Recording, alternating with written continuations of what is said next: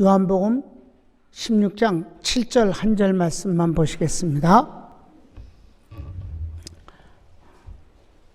시작. 그러하나 내가 너희에게 실상을 말하노니 내가 떠나가는 것이 너희에게 유익이라.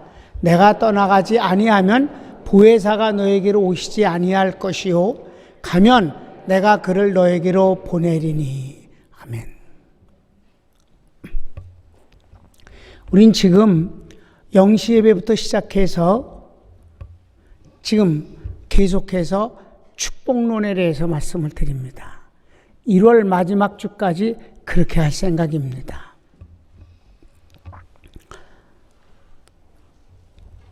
하나님의 축복에 대해서 우리가 많은 것을 공부할 수 있어요. 지금 그동안에도 했지만은 하나님 자신이 축복자이시고 예수님이 그러시고 성도가 그렇고 하나님과 함께 하는 것이 축복이고 함께 할 때와 안 할 때 여러분이 실감 있게 비교해 보지 않았어요? 그죠? 주의 종을 통해서 주시는 축복이 있고 교회를 통해서 주시는 축복이 있고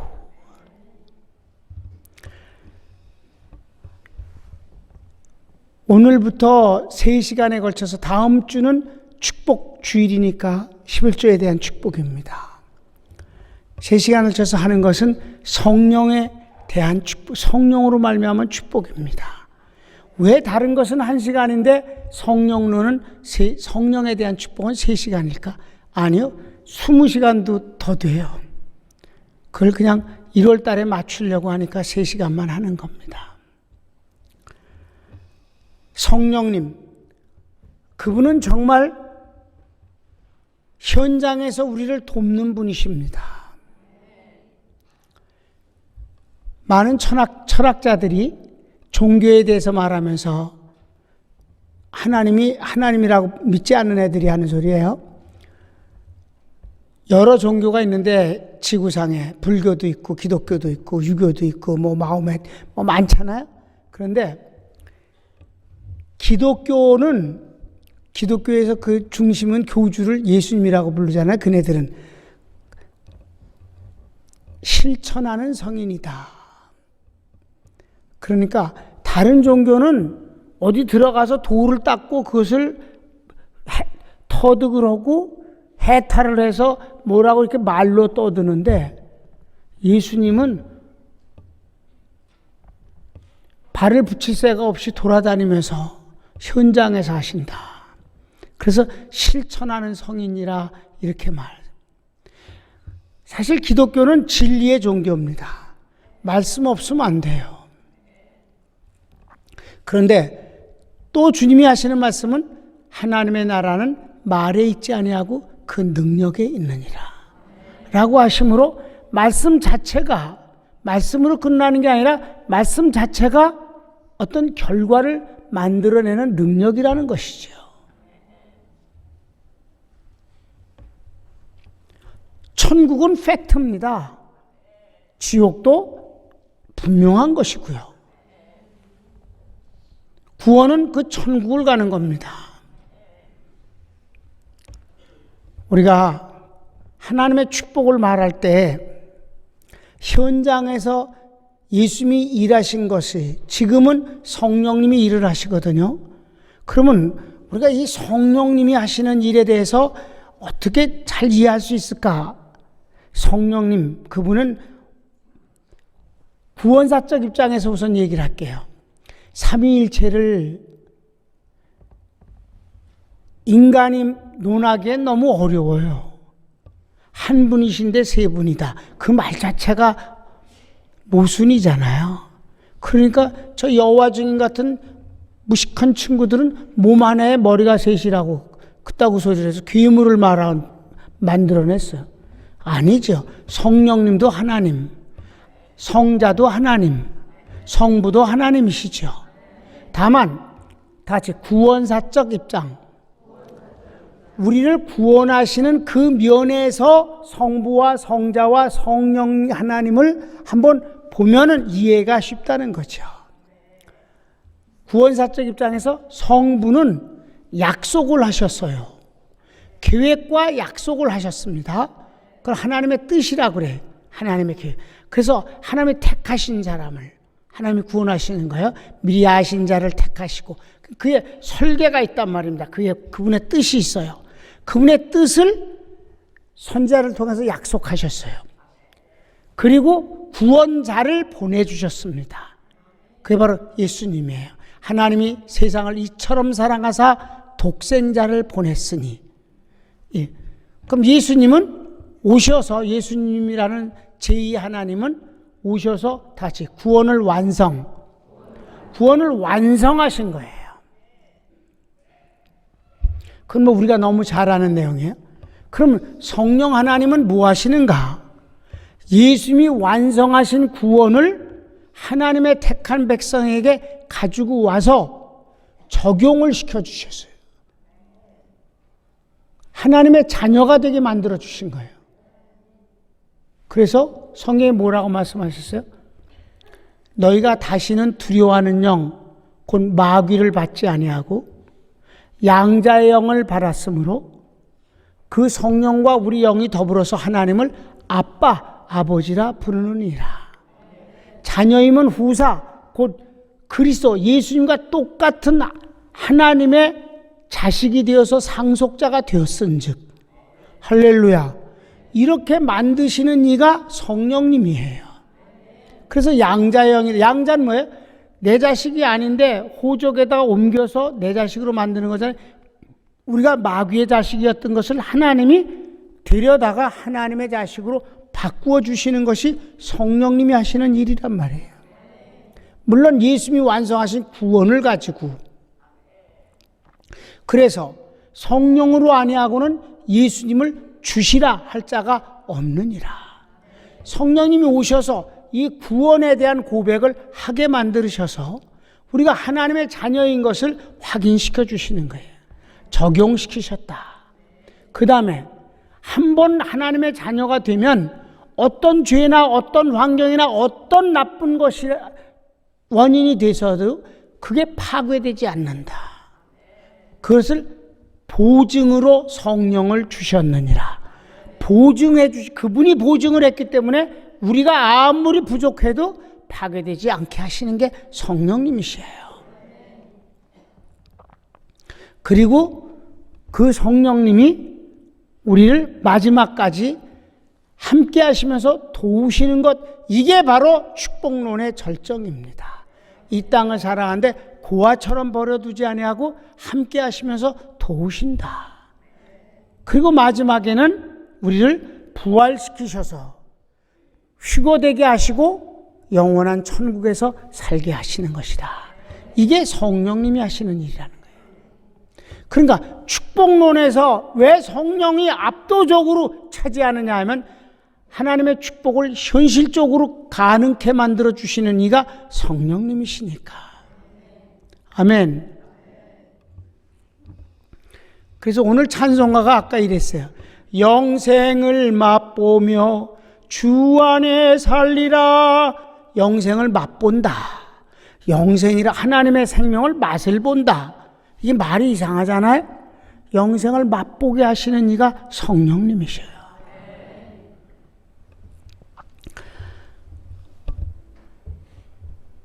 성령님은 이 삼위의 하나님이 언제나 함께 일하시는데 창조하시는 현장에서도 성령님이 바로 그 일을 하시는 거예요.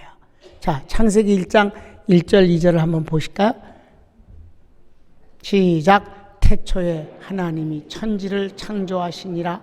땅이 혼돈하고 공허하며 흑암이 깊음 위에 있고 하나님의 신은 수면에 운행하시니라. 아멘. 자, 처음에 아무것도 없을 땐 혼돈과 어둠뿐이었어요. 아무것도 없었을 때. 그런데 여기에 제일 먼저 등장하는 이가 성령님이에요. 하나님의 신, 곧 성령님은 수면 위에 운행하고 계시다. 3절에 보면 하나님이 빛이 있으라 라고 명령하셔요. 하나님이 명령하시고 그 말씀은 예수님이셔요. 태초에 말씀이 계시니라. 이 말씀이 하나님과 함께 계셨고 이 말씀이 곧 하나님이신데 이 말씀이 육신이 되어 우리 가운데 오니 예수 그리스도라. 아멘. 말씀이셔 예수님. 그랬더니 빛이 있으라 하니 주님이 명령하시고 그 말씀 자체는 예수님이신데 빛이 있게 하시는 이는 수면 위에 운행하시는 성령님이 그걸 만들어내시는 거예요. 아멘. 창조는 그렇게 이루어지는 거예요. 모든 것을 있으라 하시면 있게 됐는데 어떻게 있게 됐는가? 성령님의 역사로 있게 되는 것이다. 창조주 성령님이셔요. 그러니까 예수님이 이 땅에서 그 모든 그리스도 사역을 하실 때 또 이 말씀을 꼭 드려야 되는 이유가 있어요. 예수님이 성부, 성자, 성령은 언제나 함께 일하셨어요. 예수님이 하나님의 보내심을 받아 이 땅에서 우리를 구원하시는 이 어마어마한 지옥 자식, 마귀의 자식, 심판과 저주를 이미 받아서 허물과 죄로 죽었던 너희를 살리셨다는 이 놀라운 구원의 역사를 예수님이 하시는데, 사실 현장에서 그 일을 하시게 되어지는, 성공적으로 그 일이 이루어지게 하시는 이는 성령님이십니다. 예수님이 하셨지만 실제 현장에서 그것이 이루어지게 하시는 이는 성령님이시다. 우리가 예수님의 그리스도 사역과 성령님의 역사에 대해서 공부했잖아요. 그분이 하나님이신데 사람이 된다. 사람이 되려면 어떻게 돼? 여자의 자궁 속에 잉태되어야 되잖아요. 그 잉태 자체가 성령님의 역사다. 남자의 정자가 없으니까 어떻게 잉태되겠는가? 성령님에 의해서. 믿습니까? 그래서 마태복음 1장 18절부터 보면 무슨 말씀이 나와요? 네 아내를 데려오기를 두려워하지 말라. 요셉이 고민을 하니까 네 아내가 임신한 것은 사람이 아니라 성령님에 의해서 잉태된 아이니라. 그 이름을 예수로 하라. 구원자라는 뜻입니다. 그 이름을 또 임마누엘이라 하라. 하나님이 사람 가운데 오셨다. 그분은 하나님이시다야. 그런데 성령님에 의해서 되어진 일이다. 누가복음에서 마리아에게 현장에서 말씀하시는 건 은혜를 받은 여인이여 내가 임신하여 아기를 낳으리라. 마리아가 깜짝 놀라갖고 나는 남자를 알지 못하나이다. 여기서 안다는 기노스코라는 단어는 경험을 통해서 안다는 것이에요. 성행위가 없습니다. 난 남자와 그런 일이 없었는데 어떻게 임신이 되겠습니까? 걱정 마라. 성령이 내게 임하시고 그 성령의 능력이 너를 덮으면 내가 임신하게 된다. 그 아이는 만민을 구원할 자심이라. 그러니까 마리아가 주의 계집종이오니 말씀대로 내게 이루어지이다. 말씀은 예수님이야. 믿습니까? 말씀대로 내게 이루어지이다. 이루어지게 되는, 잉태되어지는 건 성령님의 역사라 이 말입니다. 그래서 성령에 의해서 잉태된 자니라. 하나님의 아들이시다. 그가 이 땅에 오셔서 구원사역을 하실 때 하나님에 대해서는 하나님의 의를 이루시고 마귀는 멸하시고 인간의 저주와 심판은 담당하셨는데, 그러기 위해서 마귀를 제압하면서 시작하셔야 되니까 공생에 시작하기 전에 준비하신 것이 마귀를 제압해버리는 거예요. 하나님의 아들이 이 땅에 오신 것은 마귀의 일을 멸하려 하십니다. 그런데 그 마귀의 시험을 완전히 이기시고 제압하신 방법이 마태복음 4장 1절에 예수께서 성령에 이끌려 마귀에게 시험을 받으신지라. 그가 마귀의 모든 시험을 말씀으로 기록되었으되 라고 물리치셨습니다. 나는 개인적으로 그 기록되었으되라고 주님이 인용하시는 것에서 크게 깨달음을 갖고, 기록된 말씀보다 더 큰 능력이 없는데 내가 무슨 다른 소리로 주절거리겠습니까? 기록된 말씀을 전할 뿐입니다. 평생을 그리하겠습니다. 기록된 말씀보다 더 감동되는 얘기는 꺼내지 아니하겠습니다. 주님이 기록되었을 대로 이기셨다. 그런데 성령에 의해서 승리하게 되신 것이다. 성령에 이끌려 마귀에게 시험을 받으시고 말씀으로 이기게 하신 이가 성령님이시라. 모든 성경은 성령의 기록이다. 모든 성경은 성령의 감동으로 된 것으로. 아멘. 우리 조상 다윗의 입을 의탁하사 시편 2편을 성령으로 밝히 말씀하시기를, 시편 2편이 다윗의 시인 줄 알았더니 성령의 시였다. 모든 성경은 그렇다. 주님이 복음을 전하시는데 신학교도 안 다녔음에도 불구하고 모든 사람들이 놀라워했어요. 서기관과 바리새인들 또 제사장들이 전하는 말씀하고 너무 다르다. 여기에 대해서 성경을 말씀했습니다. 땅에서 난 자는 땅의 얘기를 하고 하늘에서 온 분은 하늘의 얘기를 하는데, 예수님에 대해서는 하나님이 성령을 한량없이 부어주심으로, 아멘, 복음을 외치셨다. 또 주님은 말씀을 전하시는 것으로 끝나는 게 아니라 말씀을 전하시고 같이 언제나 병을 고쳐주셨어요. 언제나 귀신을 추방하셨습니다. 어떻게 병을 고치시고 귀신을 추방하셨을까? 마태복음 10장에는 귀신 들려 벙어리 되고 귀먹은 아이를 고쳐주셨더니 사람들이 모함을 했습니다. 귀신의 왕 바알세불을 힘입어서 쫄개 귀신을 쫓아낸다고. 여기에 대해서 주님이 말씀하셨습니다. 사탄이 사탄을 쫓아내면 그 나라가 서겠느냐? 분쟁하는 나라마다 제대로 될 수가 없다. 나는 바알세불을 힘입어서 귀신을 쫓아낸 게 아니라 성령을 힘입어서 귀신을 쫓아낸다. 내가 성령을 힘입어서 그 귀신을 쫓아내면 마치 이와 같다. 어떤 집을 장악하기 위해서 먼저 그 집주인을 결박하고 쫓아내야 장악하는 건 아니겠느냐?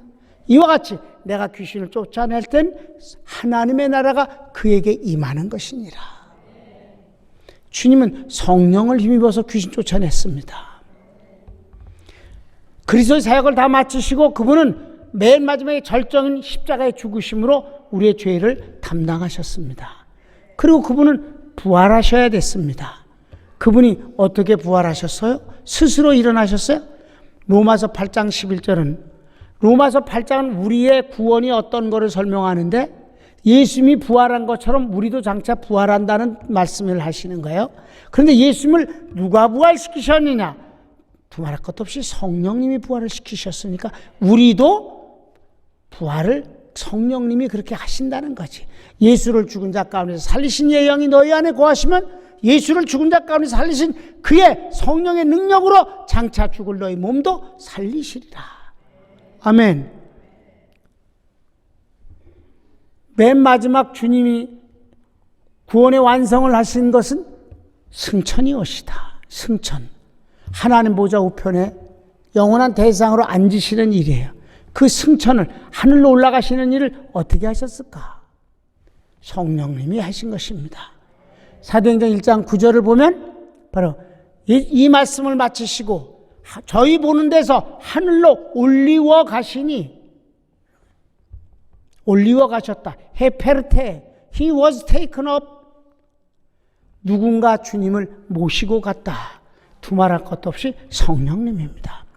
우리가 장차 휴거될 때는 파라람반의 타이, 곁에서 우리를 강력하게 채서 독수리가 먹일 채서 올라간다는 단어를 썼는데, 그렇게 우리를 성령님이 탁 붙잡으셔서 올라가게 하신다. 그게 인간이 참 안 믿기 때문에 성경은 세 군데나 말씀하셨어요. 에녹이 그렇게 올라갔고, 엘리야는 드라마틱하게 올라가고, 마지막 예수님이 올라가시고. 아멘. 그러니까 우리도 그렇게 올라간다는 거예요. 그래도 안 믿어지면 죽어. 그냥 죽어. 그게 낫지.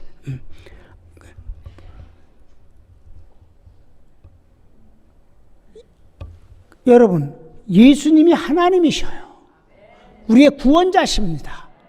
그런데도 불구하고 그분은 성령님 없이는 아무것도 하지 않으셨다. 다 같이 하물며 저에게 있습니까? 하물며 우리가 주의 일을 무슨 방법으로 하겠습니까? 성령님 외에 무슨 방법으로 하겠습니까? 여러분, 성령님에 관해서는요, 앞에 전치사가 항상 있어요. 다 같이 오직.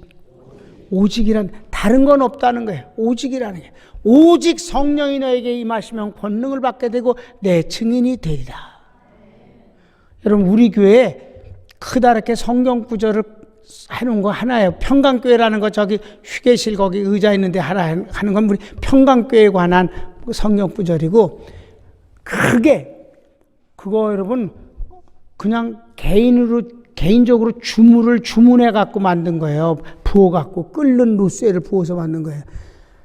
엘리베이터 타고 다니는 사람은 못 봤어. 오늘 예배 드리고 한번 아래층을 이쪽 오른쪽 계단으로 좀 내려가 봐요. 거기 써 있어요. 오직 성령의 충만함을 받으라.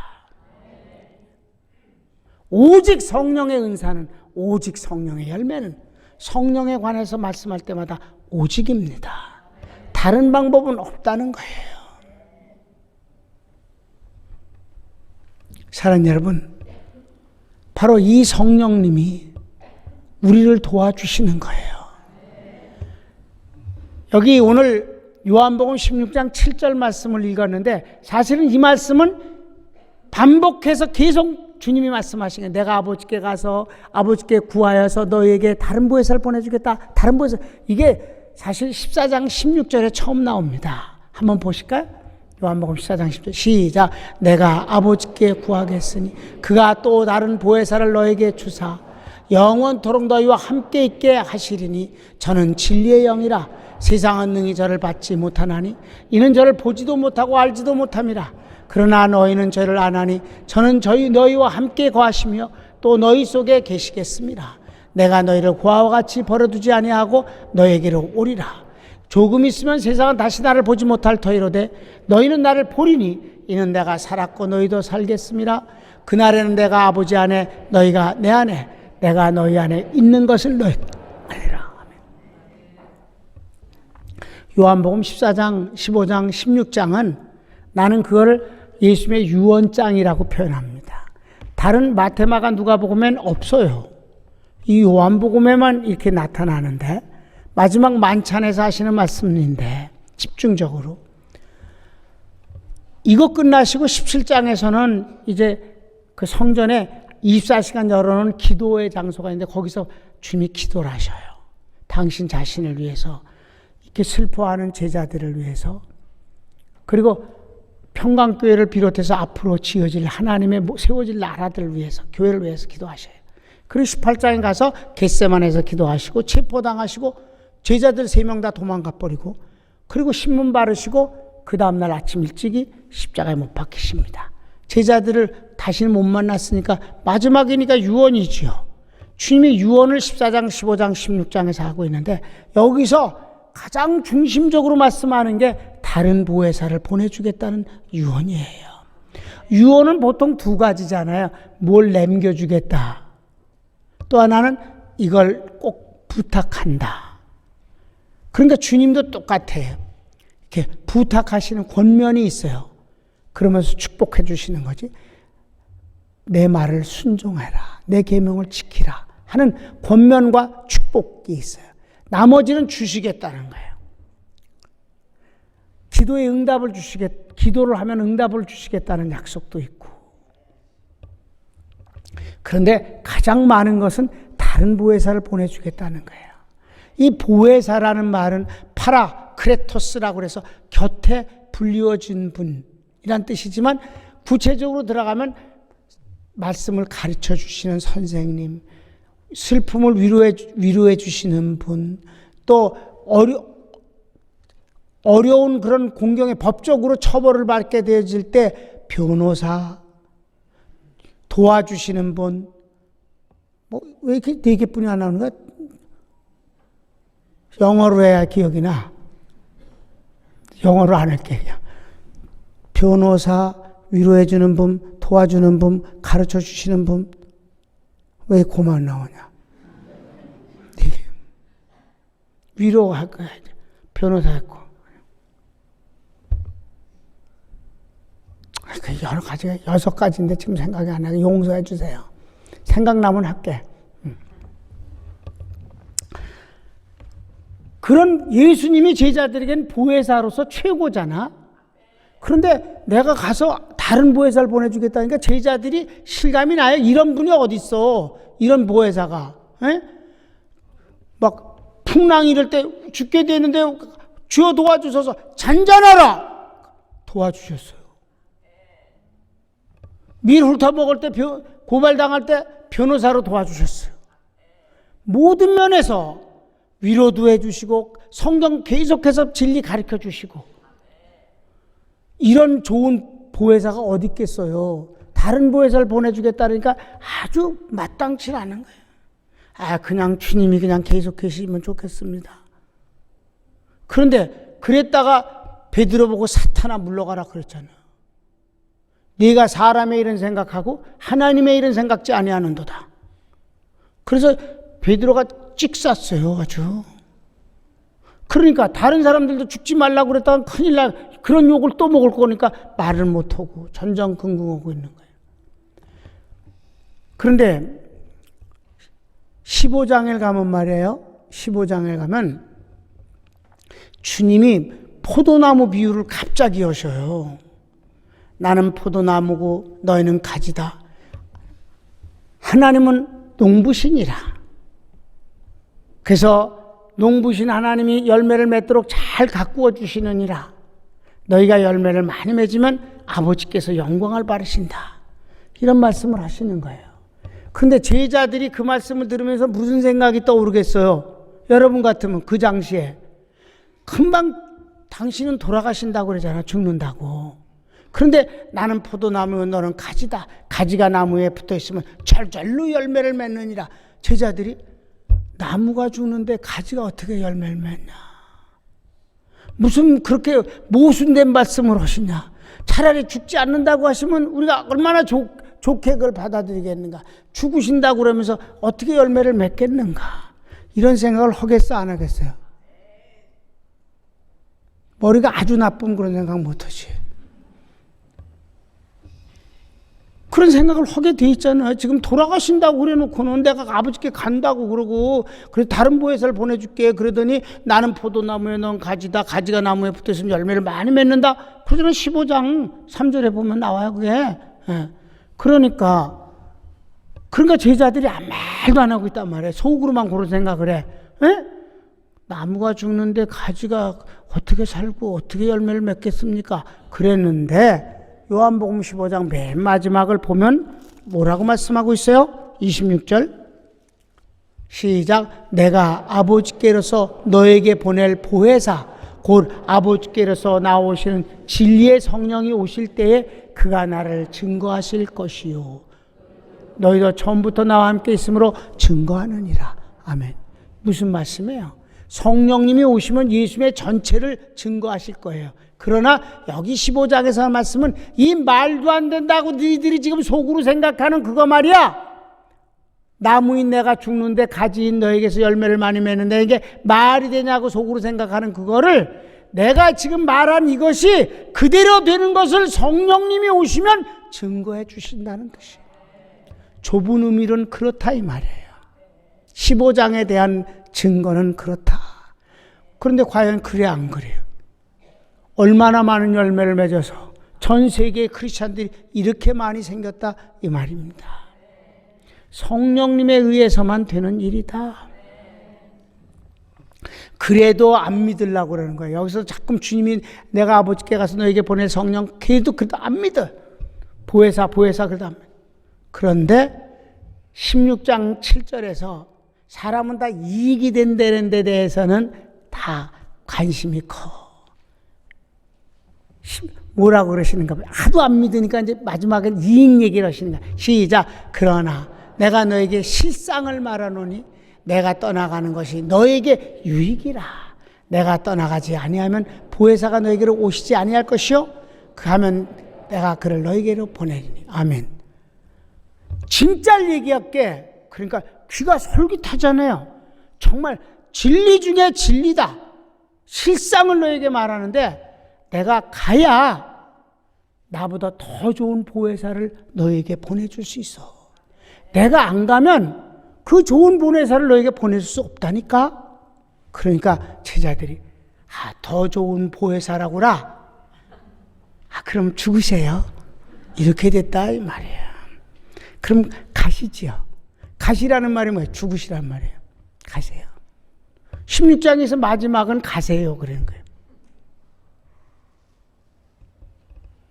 그런 전체를 잘 알고 읽어보면 재밌는 거예요.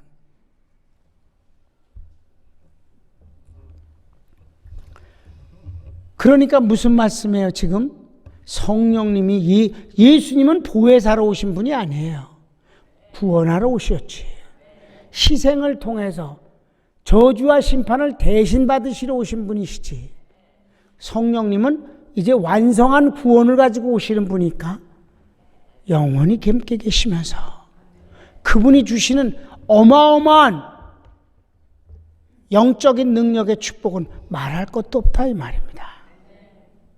성령님께서는 영생을 맛보며 살게 해주신다. 그게 성령님이 나타나서 양복 입고 나타나서 하신 건 아니지만은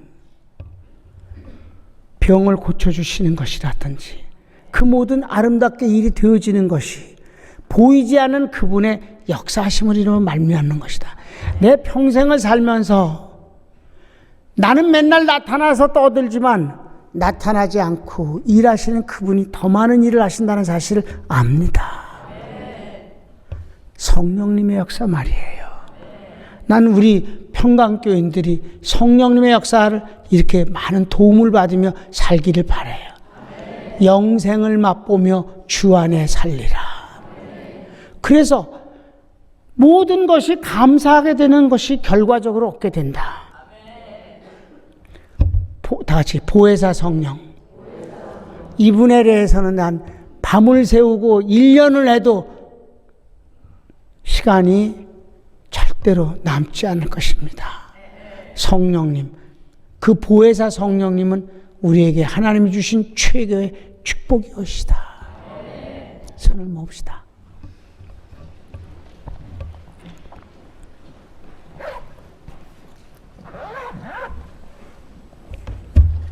하나님을 모르는 또는 믿음이 약한 사람은 인간만 생각합니다.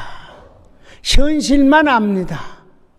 사랑하는 여러분, 하나님 그분은 살아계신 분이셔요. 그분은 우리를 위해서 졸지도 주무시지도 아니하고 일하신다고 다윗은 고백합니다. 눈에 보이는 것만이 다가 아닙니다. 여러분, 사실 인간의 눈에 보이는 것과 보이지 않는 것 어떤 것이 많습니까? 보이지 않는 세계가 훨씬 많습니다. 우리 하나님의 성령님을 통한 놀라운 축복을 여러분 받으시기 바라요. 오직 성령의 충만함을 받으라고 그랬습니다. 성령의 충만이란 뜻은 내 속에 계신 성령님이 내게서 주인 노릇하신다는 뜻이옵시다. 또 에베소 4장 30절에는 너희 속에 계신 성령을 근심되게 하지 말라. 무슨 말이에요? 우리 속에 와 계신 성령님을 감옥살이 시키지 말라. 감금 상태로 놔두지 말라. 민망하고 받잡기 어려운 표현입니다. 나는 그분이 나의 주인이 되시기를 원합니다. 그분이 나보다 앞서가시는 것을 항상 보기를 바랍니다. 여러분도 그렇게 기도합시다. 다 같이 주여 한번 부르기도 합니다. 주여, 오 사랑하는 주님 감사합니다.